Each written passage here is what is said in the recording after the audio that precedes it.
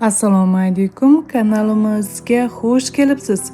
Nima uchun piyozni choyga bo'ktirish kerak va uni ichish kerak?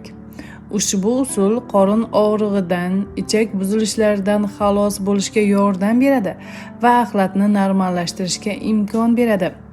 Doimo ichakdagi noqulayliklardan aziyat chekadiganlar, kramplar, qorin og'rig'i, ovqat hazm qilish muammolari bor bo'lgan bemorlarga ushbu damlamani foydasi beqiyosdir.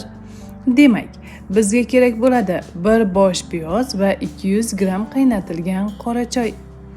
Tayyorlash: piyozni tozalab, ko'ndalang bo'ylab, to'liq bo'lmagan shaklda kesib olinadi. So'ngra 1 stakan issiq choyga kesilgan piyozni solib va uni 5-10 daqiqa qoldiriladi. Yuqorida keltirib o'tilgan muammoli vaziyatlar va ichaklarda noqulaylik his qilganingizda ichimlikni ichish tavsiya etiladi.